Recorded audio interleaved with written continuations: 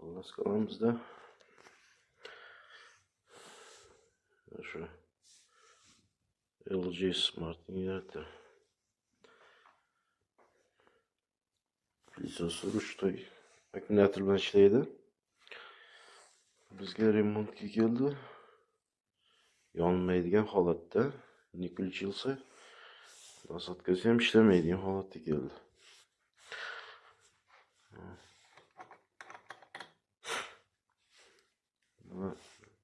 Nasotkasini ochib remont qilindi. Подшипниклari, keyin elektr dvigatel almashtirildi yangiga. Так. Modul управленияsiga kelsak, modul управлениясida ko'p ishlar qilindi bu yerda. MOSFET silovой tranzistor almashtirdik.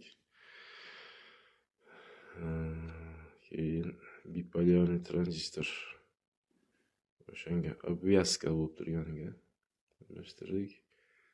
Ya'ni bir nechta сопротивление восстановить qildik. Kuyib ketgan ekan knopki. Xullas qalam. Yaxshigina ish bo'ldi bu yerda. Xohlasa ishga tushirib ko'ramiz.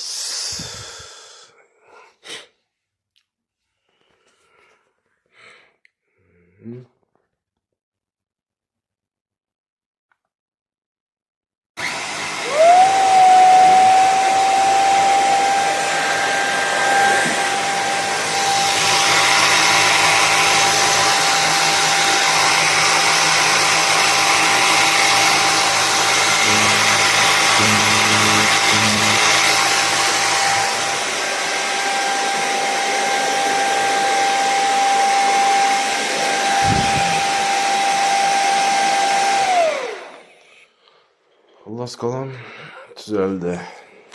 Xudoga shukr. Kod 0. Juda ko'p ish bo'ldi bu yerda. Zapchasini kelishiga Xitoydan 14 kun, 15 kun ketdi. Xullas qalam yaxshi bo'ldi oxirida. Buni tuzatishda bir qiziq voqealar bo'ldi. Silovой tranzistor MOSFET'ni yangilab kelib qo'ygandan keyin o'sha yerda joylashgan.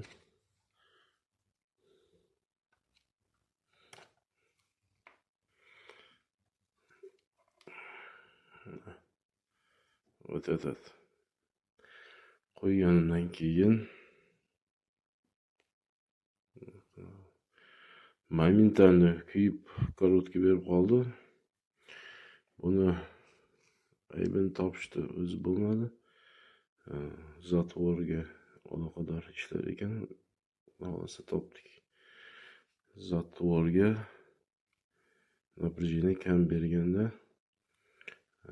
MOSFET tranzistor esa o'zini qarshiligi oshib ketar ekan. O'shani topishdi, o'zi bo'lmadi.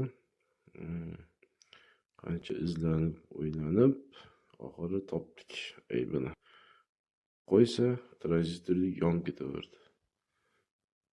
Tokka, katta tokka, o'sha oq o'tayotgan tokka chidolmay qoldi. Ya'ni bu yerda qarshilik oshgandan keyin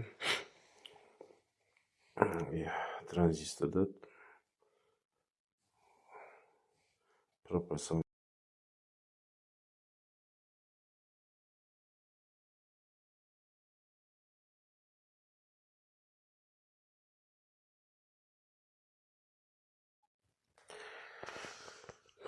kimlarga foydasi tegsa, men xursandman. Birinchi marta tuzatganimda juda qiynaldim. Ko'p narsalar o'qib chiqdim bu palatalarda. Mikrokontroller protsessorniy turibdi. Diod shotki Транзиті биполярныйлар обвязка turibdi. Qarshilik turibdi. Mana bu esa stabilizator DC 7805. Bu ham MOSFET tranzistor, silovой, shotki, tranzistorlar. Bu plata upravlyan. Xullas qalam o'rganib chiqishga to'g'ri keldi tuzatish uchun. Kerak bo'lsa bir haftami, может, undan ham oshiq vaqt ketdi buni o'rganishga. Har kuni birgacha tunda birgacha kerak bo'lsa shuni tuzatishga harakat qildik. Ya'ni qildik deganda internetda qo'shsak bo'ladi. Искусственный интеллект, ya'ni internetdan foydalangan holatda. Salomat bo'linglar. O'zlaringizni asranglar.